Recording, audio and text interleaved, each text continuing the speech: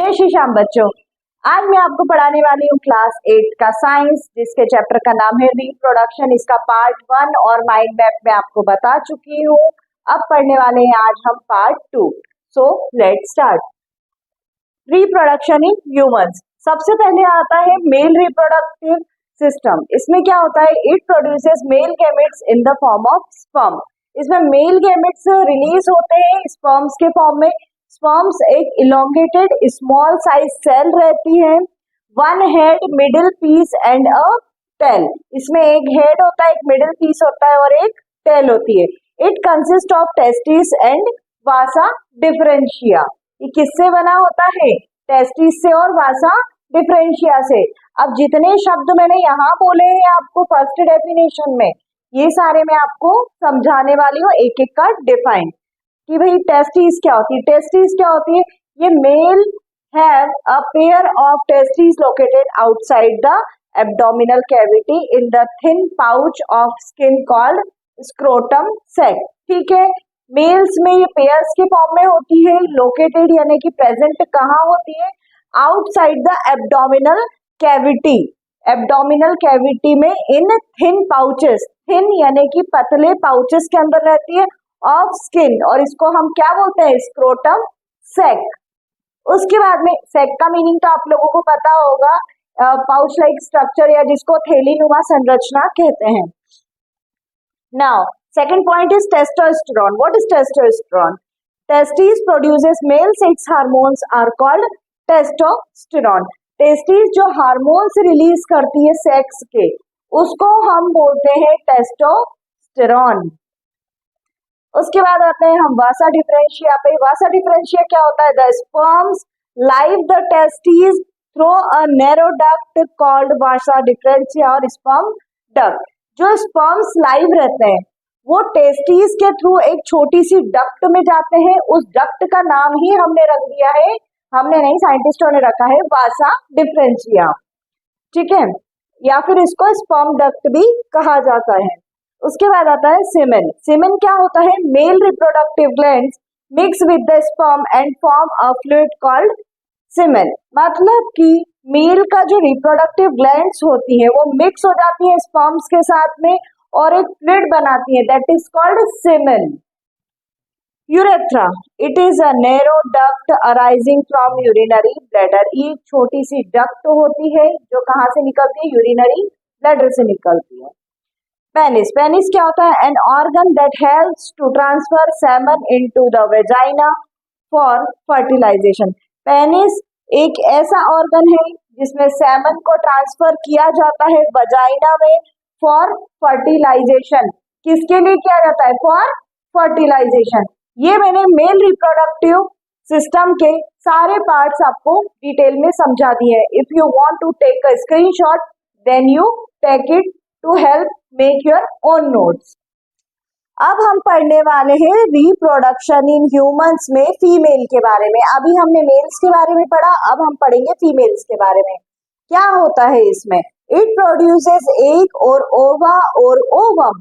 It consist of ovaries, fallopian tubes, uterus, womb and vagina. ठीक है, इसमें क्या होता है? प्रोड्यूस करते हैं एग या ओवा या ओवम। और ये किन चीजों से बना होता है? ओवरी, फैलोपियन ट्यूब, यूट्रस, वॉर्म एंड वजाइना। अब जैसे मैंने उसके सारे पार्ट्स आपको क्लियरली डिफाइन किए थे, इसी टाइप से फीमेल रिप्रोडक्टिव पार्ट्स भी मैं आपको डिफाइन करूंगी। Let's start. Number 1 is ovary. What is ovary? The organ that produce female gametes and female sex hormones is called ovary. ऐसे ऑर्गन जिसमें फीमेल गैमेट्स होता है, फीमेल सेक्स हार्मोन्स जो होते हैं, उसको हम क्या बोलते हैं बच्चों? ओवरीज। ठीक है, अब ओवा या ओवम क्या होता है? The female gametes. ठीक है, क्या होते हैं ये? फीमेल गैमेट्स होते हैं। थर्ड आते हैं एस्ट्रोजन एंड प्रोजेस्टेरॉन। ये दोनों ही हार्मोन्स के नाम है, मैं आपको बता देती हूँ। Ovary also produce a female sex hormone. ठीक है, ये फीमेल सेक्स हार्मोन है और दोनों ही हार्मोन्स के नाम है बस। उसके बाद आता है यूट्रस या womb, a hollow muscular organ located in female body where a zygote grow into a baby before being born मतलब कि एक होलो यानी कि खाली मस्कुलर ऑर्गन लोकेटेड होता है फीमेल की बॉडी में, जहां जाइगोट ग्रो होता है into a baby before being born। मतलब कि जाइगोट वहां बेबी प्रेजेंट रहता है बॉर्न होने से पहले। उसके बाद में आते हैं हम सर्विक्स पे। What is cervix? The lower part of uterus. Uterus का लोअर पार्ट को बोलते हैं हम cervix. Then vagina, it is a female genital organ which receives sperm. ठीक है, ऐसे स्पर्म्स वाले में भी मैंने आपको बताया था कि received transfer of sperm and accepted by the vagina. तो वेजाइना का काम यही होता है। उसके बाद आता है फेलोपियन ट्यूब्स। क्या होती है fallopian tubes? A pair of a hollow muscular duct that connect ovary with uterus. ये पेयर रहता है मस्कुलर डक्ट का जो कि कनेक्ट्स रहता है ओवरी से यूट्रस के साथ में। अब ये सारे पार्ट्स मैंने आपको फीमेल रिप्रोडक्टिव सिस्टम के यहाँ पे पूरे क्लियरली डिफाइन कर दिए हैं। अब हम पढ़ने वाले हैं फर्टिलाइजेशन के बारे में। नया टॉपिक है हमारा। इसमें क्या पढ़ना है? The process of union of sperm and ovum is called fertilization. ये प्रोसेस होती है बेटा जिसमें यूनियंस में रहते हैं स्पर्म्स और क्या रहता है? ओवम। इस प्रोसेस को बोलते हैं हम फर्टिलाइजेशन। अब आते हैं हम जाइगोट पे। जाइगोट क्या होता है? The cell formed by the fusion of a male and female gametes और sperms and ovums is called zygote. मतलब कि जब फ्यूजन होता है मेल और फीमेल गैमेट्स का, उस प्रोसेस को हम क्या बोलते हैं? जाइगोट। मतलब उस प्रोसेस से बनने वाले सेल्स को हम बोलेंगे जाइगोट फॉर्म हो रहा है। Next, development of embryo. Embryo क्या होता है? एम्ब्रियो वो चीज होती है, बेबी होता है, चाइल्ड होता है। मतलब कि वो जब अपनी मदर के स्टमक में सेक लाइक स्ट्रक्चर के अंदर रहता है, दैट टाइम उसको वर्ड हम क्या बोलेंगे? एम्ब्रियो बोलेंगे। Okay, embryo the early development of stage of N organisms while it is the uterus of the mother। ठीक है, जब वो मदर के uterus is in the uterus of the mother. Okay, जब वो मदर के यूट्रस के अंदर रहता है, बच्चेदानी के अंदर जब रहता है, तो उस सेल को हम बोलेंगे एम्ब्रियो। अब आते हैं implantation. The process by which an embryo gets embedded into uterus for further development. इसके बाद जब इम्प्लांटेशन की प्रोसेस होती है तो उस एम्ब्रियो का फर्दर यानी वापस उसका विकास होता जाता है। इस प्रोसेस को बोलते हैं हम implantation. Next, foetus. Foetus the stage of embryo when all the body parts can be identified. Foetus वह उम्र होती है उस सेल की जिसमें उसके सारे बॉडी पार्ट्स हमको क्लियरली विजिबल होते हैं by the process of sonography. It is not in your course but I am telling you for your knowledge. Now, placenta. What is placenta? The organ developed in the uterus during pregnancy. It provides nourishment to the baby. Placenta एक ऐसी चीज होती है जो mother के through जो अंदर baby है, जो एम्ब्रियो है, जो फीटस है, उसमें प्रोवाइड करती है न्यूट्रिशन। अब आते हैं umbilical cord. The cord through which a growing embryo obtain nourishment from the mother body। umbilical cord ये एक ऐसी कॉर्ड होती है जिसके थ्रू मदर का जो भी नरिशमेंट है, जो भी मदर ईट कर रही है, जो भी खा रही है, जो भी ड्रिंक स्नैक्स ले रही है, वो सारी चीजें बेबी तक प्रोवाइड हो, सारे विटामिन प्रोटीन मिनरल्स को प्रोवाइड हो थ्रू द umbilical cord। मतलब umbilical cord is a type of transfer process between mother to child। अब देखिए हमारा नेक्स्ट टॉपिक क्या है? Gestation period. मतलब कि गेस्ट्रेशन पीरियड क्या होता है मैंने आपको माइंड मैप में भी बता दिया है। गेस्ट्रेशन पीरियड वो पीरियड होता है जिसमें बेबी अपने मदर के स्टमक में पूरे पीरियड रहता है। वो 40 वीक्स का या 9 मंथ का होता है। तो देखिए इसका डेफिनेशन अगर आपको आए तो क्या लिखेंगे?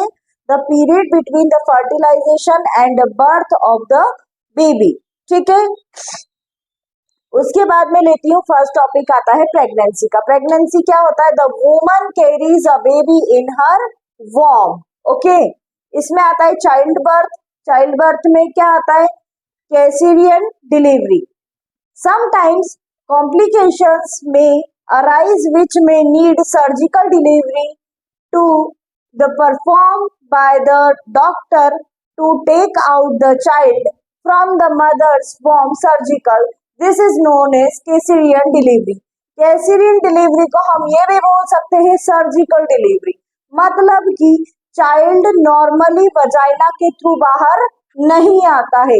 ये आफ्टर सर्जरी जो 7 लेयर्स मैंने आपको कल बताई थी कट की जाती हैं हॉरिजॉन्टली एंड वर्टिकली, शॉर्ट्स में भी मैंने बताया हुआ है, आप देख लीजिएगा। उसके बाद में बेबी को बाहर निकाला जाता है।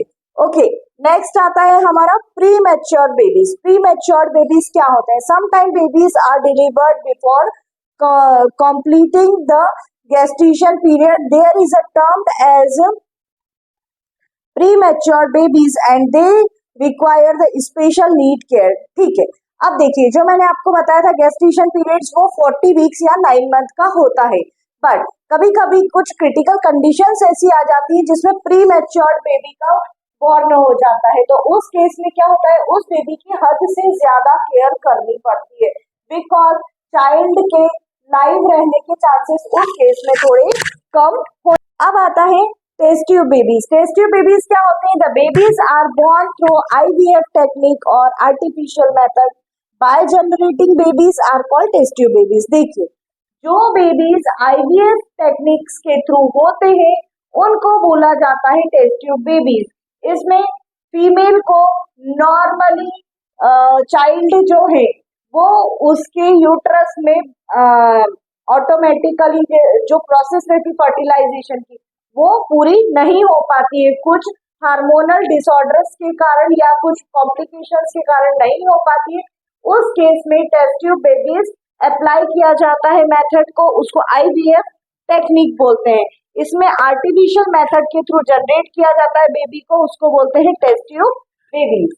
नेक्स्ट टॉपिक हमारा क्या है? मेंस्ट्रुएशन। मेंस्ट्रुएशन क्या होता है?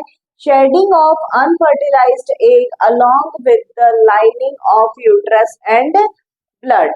ठीक है, मेंस्ट्रुएशन साइकिल जो मैंने आपको बताया था माइंड मैप में 28 to 30 डेज के बीच में होती है फीमेल्स में।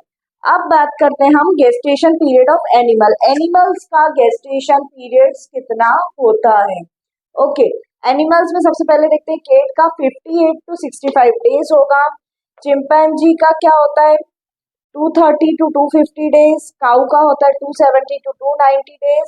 डॉग का होता है 58 to 70। एलिफेंट का होता है 640 to 645। हॉर्स का होता है 330 to 342। रैबिट का होता है 30 to 35। वेल का होता है 480 to 500 एंड ह्यूमन का होता है 266 to 370 डेज। अब कुछ क्वेश्चंस हैं जो मैं आपको होमवर्क में डाल रही हूँ और आप इसके आंसर मुझे कमेंट सेक्शन में कमेंट करके बता सकते हैं। तो देखिए ये कुछ इंपॉर्टेंट क्वेश्चंस हैं इस चैप्टर के जो मैं आपको बताने जा रही हूँ। असर्शन रीजन है, ये टेस्टिस आर असर्शन है इसका, testis are located inside the abdominal cavity. Reason में दे रही हूँ मैं, the body temperature inside the abdominal cavity is not suitable for the sperms.